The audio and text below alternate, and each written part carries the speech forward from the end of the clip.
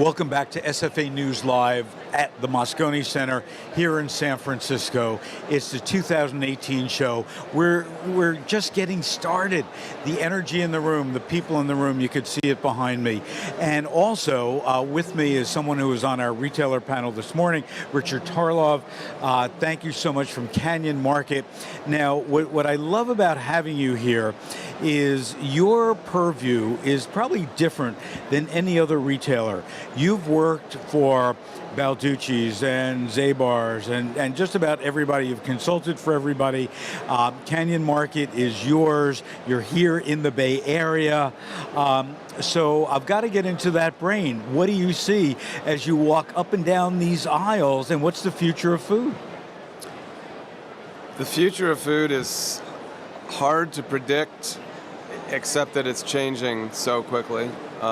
There's a mashup of channels. I started my career in the natural food sector, working in a little co-op in northern Vermont. And then I got into the specialty sector in New York City, and now I have a natural foods and specialty food store. But you go to the natural food show, you go to the specialty food show, and the crisscrossing is just more and more and more. And so we look at that and ask, what does that mean? You know, for our little corner of the universe here in San Francisco, what does that mean for the customer walking in the store who's just shopping?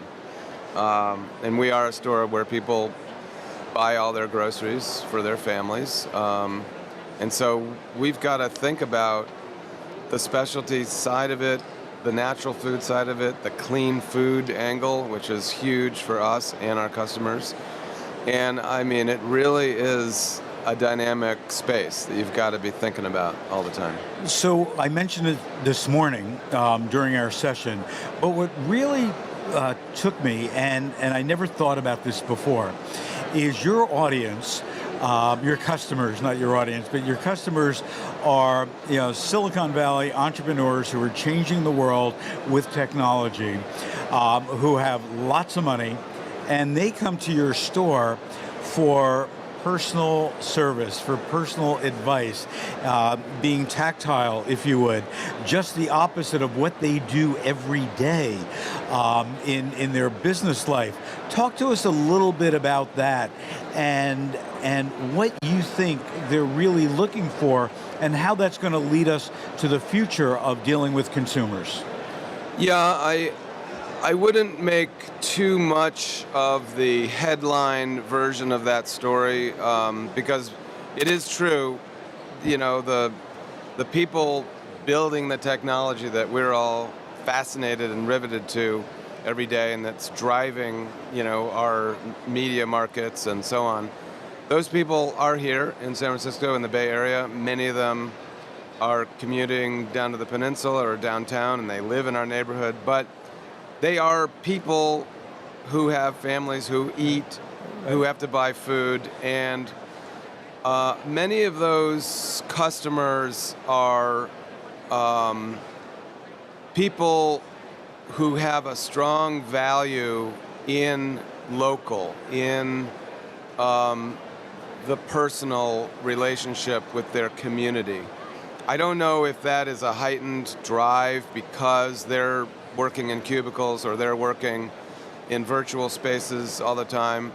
But a lot of those people employed by Oracle or Genentech or Salesforce are not the archetypical developer locked in a dark room. They're people. Salespeople, Right. They're support people, they're, you know, so you can't draw that out too much. But it is true that a lot of people with money to spend on their nutrition are looking for a variety of solutions. So many of these people can eat at their corporate headquarters. Many of them dine out.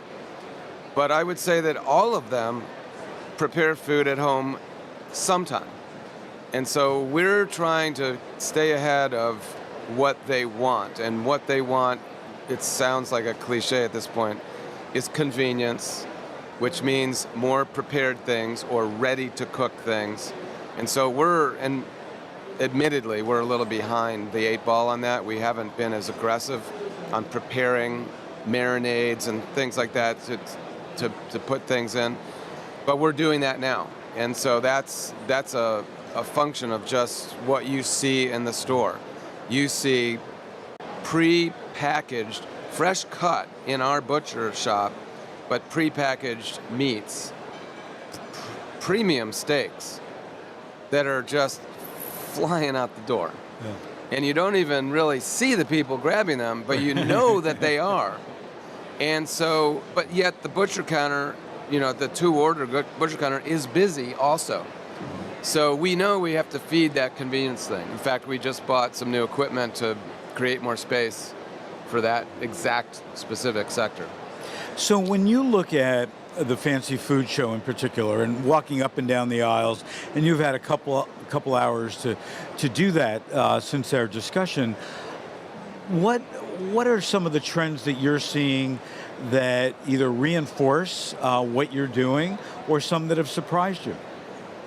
Well, I am pleased to see people addressing the gluten-free, the low or no sugar, lower salt trends. I mean, that I do appreciate. I'm not personally one of those people, but I know that our customers are asking for that all the time. They're looking for gluten-free snacks or cookies or breads or bagels. So I do appreciate that people are bringing out more no sugar options for snacks, for prepared items. So that's a trend that's been happening, but I see that a lot out here.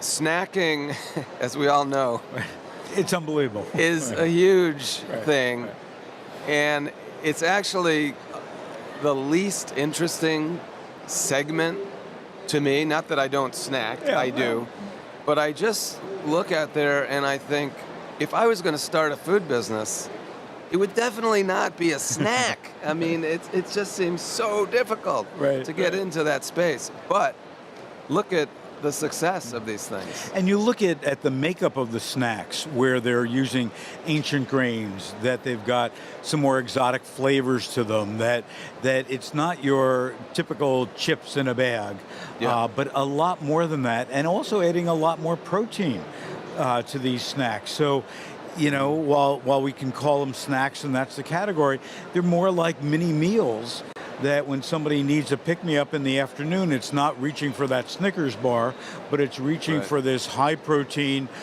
clean label thing. Yeah, absolutely. And we see that just in the patterns of shopping, because we have a lot of, daytime workers around us in the neighborhood who come to the store for lunch or for their little mini meals. Right. And we have a huge salad bar and soup bar. And yes, of course, at lunchtime, it's really busy in the store. But it's busy all through the late morning and afternoon with people getting their lunch or their fourth meal or their snack meal or whatever it might be for them. And people have these crazy schedules these days, too. And so they're eating at nobody's 9 times. to 5 anymore. Hardly anybody's 9 to 5. Yeah, exactly. So when you look at the future of retail and the future of everything that's surrounding us here with these kinds of products, what do you see and what do you hope for? Maybe that's a better question. Well, I do like the health approach. I like seeing, the inclusions of vegetable-based proteins and so on.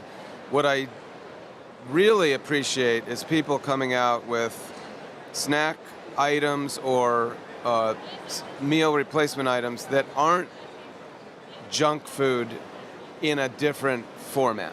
In a brown paper, in a craft paper, that really particularly bothers me personally.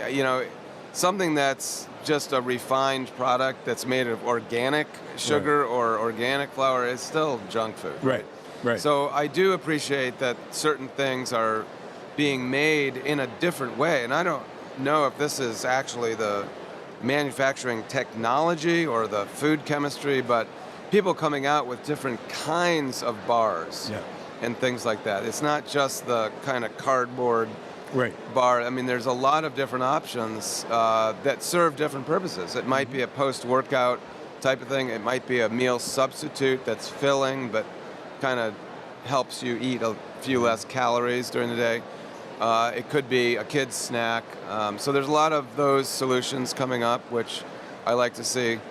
The most exciting stuff for me and most of my staff, I think, are the specialty things that are in the charcuterie and cheese category. And, you know, who thought that they could keep inventing 100 new cheeses a year, Right. you know, but you keep discovering new things. Well, I was over in the cheese area before, and I was talking to one producer, and I might get the number wrong, but they have something like 300 different varieties of cheddar. Wow. And some with Amazing. flavors and different colors and all that other stuff. But it's interesting. Well, Richard, thanks so much. Great to have you on the Pleasure. panel. Great to have you here. Thanks. And great to have you as one of the leaders of the industry. It's Thank you very fabulous. Fabulous. We're going to take a break. When we come back, more right here from SFA News Live.